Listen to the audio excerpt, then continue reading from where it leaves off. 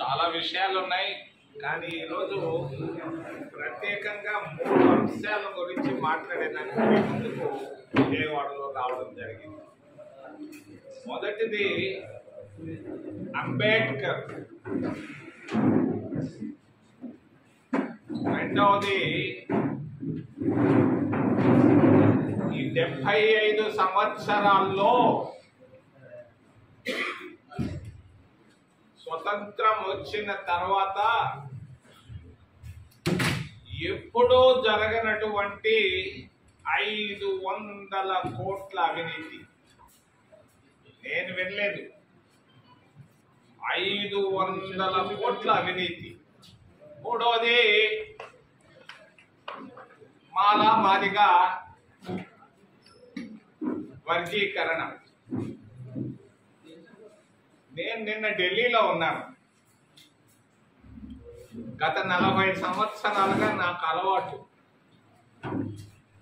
Ambedkar day రోజు పార్లమెంట్లో అంబేద్కర్ విగ్రహానికి పువ్వులు పెట్టడం నాకు అలవాటు. కారణం, అంబేద్కర్ భార్య నన్ను రాజకీయాల్లోకి తీసుకొని వచ్చింది 1984లో. దాదాపు 40 సంవత్సరాలు పూర్తి అయిపోయింది. నిన్న నేను ఇంత దూరంలో ఉండి మోడీని చూశాను, మిగిలిన నాయకులను కూడా దగ్గరుండి చూశాను. కొన్ని హిందువులు ఈరోజు ఫోటోల్లో కూడా వచ్చింది నా ఫోటో. అంబేద్కర్కి నిన్న ఒక ఆయన నిలబడి పూజ చేస్తున్నాడు. పూజ వెంకటేశ్వర స్వామి దగ్గర పోతే పూజ చేస్తుంటే నేను చూశాను.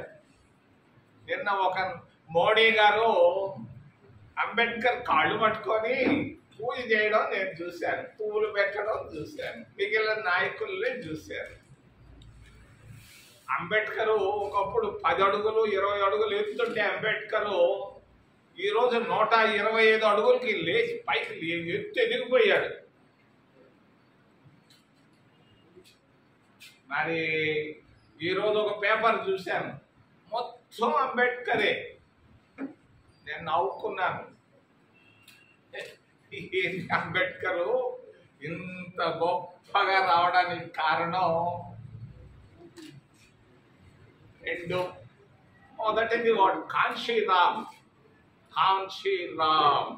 వాడు దీన్ని అంబేద్కర్ని 125 అడుగులకి ఎత్తుకొని పోయాడు. వాడు 40 సంవత్సరాల నాడు అంబేద్కర్ వేరు, ఈరోజు అంబేద్కర్ వేరు. రెండవది అంబేద్కర్ గారి తెలివితేటలు, మేధస్సు, ఆయన నిజాయితీలో నిజాయితీ. ఆ విషయం ముందు చెప్పి తర్వాత గొటాలకు వస్తారు. మహాత్మా గాంధీ గారు చాలా మంది చెప్తారు, నిన్న చెప్పాడు చండీగఢ్లో మోడీ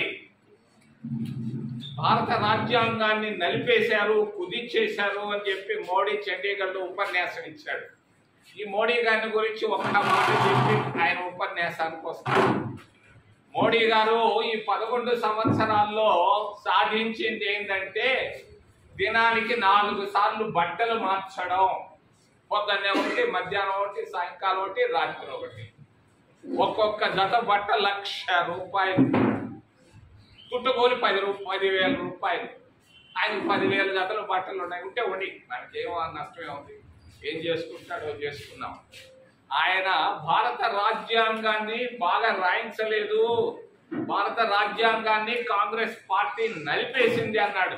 కాదు, మహాత్మా గాంధీ గారి ఆలోచనే అంబేద్కర్ని కాన్స్టిట్యూంట్ అసెంబ్లీకి చైర్మన్ చేయడం జరిగింది. నాకెట్లా తెలుసు? జవహర్లాల్ నెహ్రూ గారు చెప్పారు అంబేద్కర్ గారి సతీమణికి. భారత రాజ్యాంగాన్ని రాసేటప్పుడు ఎవ్వరూ ఫ్రీడమ్ ఇవ్వలేదు అంబేద్కర్కి. ప్రతి ఒక్కరు వెనక్కి లాగారు, అదొద్దు ఇది వద్దని. కానీ దానికి విసిగిపోయాడు అంబేద్కర్. 2 సార్లు రాజీనామాను పంపించాడు. ఆ రోజు ప్రధానమంత్రి పండిట్ జవహర్లాల్ నెహ్రూ గారికి ఆ రోజు సెల్ ఫోన్లు లేవు, ఫోన్లు కూడా అంత లేకపోతే సొంత ఆయన భార్యను డాక్టర్ సవితా అంబేద్కర్ కు రాజీనామా రాసి వద్దు నాకు ఈ కాన్స్టిట్యూంట్ అసెంబ్లీ చైర్మన్షిప్ అని రాసి ఆయనకు పంపించాడు. ఎక్కడ తీర్మూర్తి భవన్ లో ఉండేవాడు ప్రధానమంత్రి. ఆయనకి వెళితే అంబేద్కర్ భార్యను చూసి లేచి నిలబడ్డాడు జవహర్లాల్ నెహ్రూ. ఏమ్మా వచ్చావు అని అంటే అంబేద్కర్ గారి జాబ్ అన్నట్టు చూడంగానే వెంటనే చేసి ఇది నా ఆలోచన కాదు, మహాత్మా గాంధీ గారి ఆలోచన. భారత రాజ్యాంగాన్ని రాయాల్సింది రాసేది ఒక్క అంబేద్కర్ ఒక్కడే. ఆయన ఆలోచన ప్రకారంగానే నేను ఆయన్ని చైర్మన్ గా కాన్స్టిట్యూంట్ అసెంబ్లీకి అపాయింట్ చేశాను. ఎట్టి పరిస్థితుల్లో మేము ఒప్పుకోము అని అంటే అంబేద్కర్ భార్య చెప్పింది, మీ మెంబర్లు అందరూ ఉన్నారు కదయ్యా, ఆయనకు ఫ్రీడమ్ ఇవ్వటం లేదు, కాళ్ళు చేతులు కట్టేస్తున్నారు అని అంటే అది నేను చూసుకుంటానమ్మా, మీరు రాయండి, మీ అంబేద్కర్ గారు రాసిన దాన్ని నేను అప్రూవ్ చేయించే బాధ్యత ప్రధానమంత్రిగా నేను తీసుకుంటాను అని చెప్పితే ఆయన మళ్ళా దాన్ని వెనక్కి తీసుకొని 2 రోజుల తర్వాత అంబేద్కర్ మళ్ళా కాన్స్టిట్యూంట్ అసెంబ్లీకి వెళ్ళాడు. ఆ విధంగా 2 సార్లు అంబేద్కర్ రాజీనామా చేశాడు. మరి అటువంటి భారత రాజ్యాంగంలో ఈరోజు చక్కగా ప్రపంచంలో ఎక్కడ లేనటువంటి రాజ్యాంగం భారత రాజ్యాంగం. అమెరికా లేదు, రష్యాలో లేదు, చైనాలో లేదు, బ్రిటన్లో లేదు.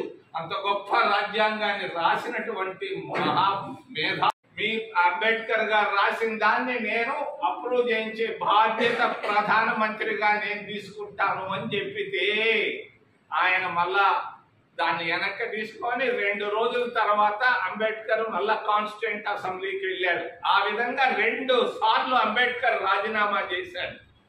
మరి అటువంటి భారత రాజ్యాంగంలో ఈరోజు చక్కగా ప్రపంచంలో ఎక్కడ లేనటువంటి రాజ్యాంగం భారత రాజ్యాంగం.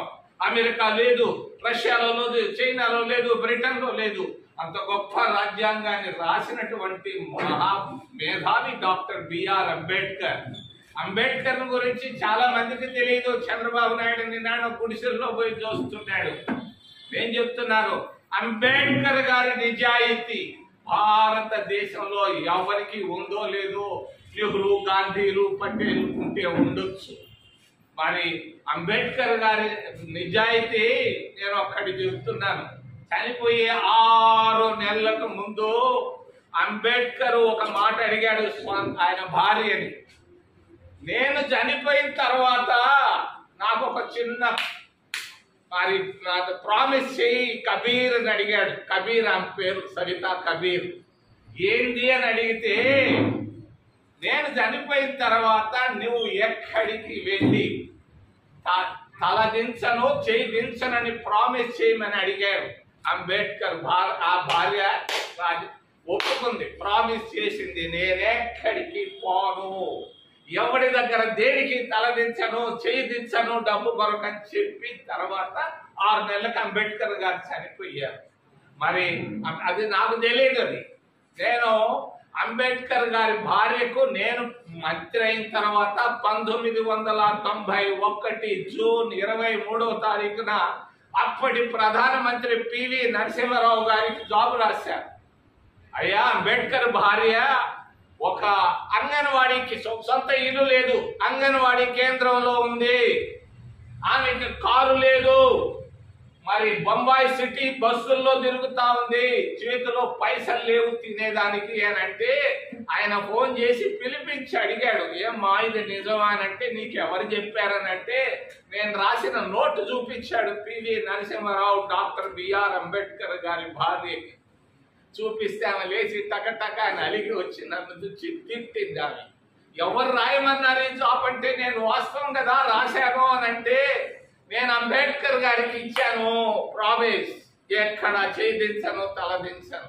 ఆడ లాల్ బహదూర్ శాస్త్రి భార్య ఉంది కదా, ఆమె తీసుకున్నది నువ్వు ఎందుకు తీసుకోవంటే, శాస్త్రి వేరు అంబేద్కర్ వేరు. అంబేద్కర్ గారి నిజాయితీ ఎవరికి లేదు. అంబేద్కర్ గారి నిజాయితీ మేధస్సు వల్ల మరి ఈ రోజు అంబేద్కర్ అందరూ పూజలు చేస్తున్నారు. వెంకటేశ్వర స్వామి పూజ చేసినట్టు నిన్న మోడీ అని ఇంకొక పేర్లు చెప్పని వాళ్ళు పూజలు చేస్తుంటే నేను నవ్వుకుంటా ఉంటాను పార్లమెంట్ భవన్లో. ఇది మార్పు.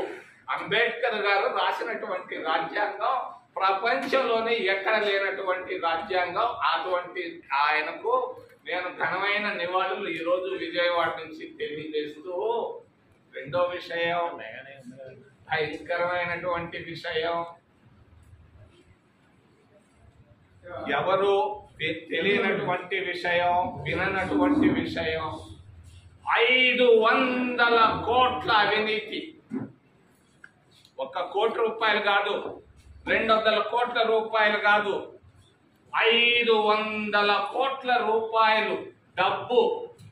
మరి ఢిల్లీలో ఒక హైకోర్టు జడ్జి ఇంట్లో పట్టుబడ్డది 500 కోట్ల రూపాయల నోట్లు. ఎందుకు ఎవరు రాయటం లేదేవి? మీడియా చచ్చిపోయిందా? అవసరం లేదా? వాడు ఎవడో పేదోడు ఆర్టీసీ కండక్టర్ ఏదన్నా తీసుకుంటే 100 రూపాయలు తీసుకుంటే ఇంత పెద్ద అక్షరాల్లో రాస్తారే మీడియా సోదరులారా, ఓ మీడియా, ఓ మ్యాగ్నెట్లు రారా. ఒక ఆమె చిత్రా సుబ్రహ్మణ్యం అని ఆ రోజుల్లో జినీవా నుంచి జాబులు రాసేది. 1987-88లో మునిగిపోయింది ప్రపంచం అని ఇష్యూ మీ అందరికీ తెలుసు. ఈ రోజు 500 కోట్ల రూపాయలు భారతదేశ రాజధానిలో మరి నడిబొడ్డులో 500 కోట్ల రూపాయలు దొరికింది. ఏమి ఎవడు రాయడే, మర్చిపోయాడే? ఎవరి వైఫల్యం ఇది? ఎవరి వైఫల్యం ఇది? కేంద్ర ప్రభుత్వ వైఫల్యం. వాళ్ళకి తెలుసు ఎవరు డబ్బు ఇచ్చారు, ఎప్పుడు ఇచ్చారు, ఎంతెంత ఇచ్చారని తెలుసు. ఒక జడ్జి ఇంట్లోకి వాటర్ బాటిల్ తీసుకోపోవాలంటే పోలీస్ సెక్యూరిటీ స్క్రీనింగ్ ఉంటాయి. ఇక్కడ ఎందుకు లేదు? ఎవరు చేర్చారు 500 కోట్ల రూపాయలు జడ్జి గారింటికి? అది ఎలా బయటపడ్డారు మీ అందరికీ తెలియదు. రహస్యాన్ని నేను చెప్తాను. వాళ్ళ ఇంట్లో జడ్జి గారు యశ్వంత్ వర్మ ఆయన పేరు. ఆయన కులం కాయస్తు. ఆయన అలహాబాదు బాగా డబ్బున్నాడు. ఆయనకి ఏమి ఇబ్బంది లేదు. ఆ డబ్బు ఒక మాజీ చీఫ్ జస్టిస్ ఆఫ్ ఇండియా అని చెప్పుకుంటున్నారు. అడ్వకేట్లే కాదు, సుప్రీం కోర్టులో ఉన్నటువంటి జడ్జిలు కూడా చెప్పుకుంటున్నారు. ఒక రిటైర్డ్ చీఫ్ జస్టిస్ ఆఫ్ ఇండియాది ఆ డబ్బు అని చెప్తున్నారు. మరి ఎట్లా బయటకు వచ్చింది అది? ఇంట్లో పెట్టుకున్న డబ్బు. వాళ్ళ ఇంట్లో పనిచేసే పిల్లోడు ఒకడు ఉన్నాడు. వాడు కర్మ ఇస్తా ఉంటది. మరి హోలీ పండగ వచ్చింది. పండగ ముందు అమ్మా పండగ రేపు ఎల్లుండి నాకు ఒక 1000-2000 ఇవ్వండి, ఇచ్చిపోండి అని అడిగాడు. ఎవరిని? ఆ జడ్జి గారి భార్యని అడిగింది.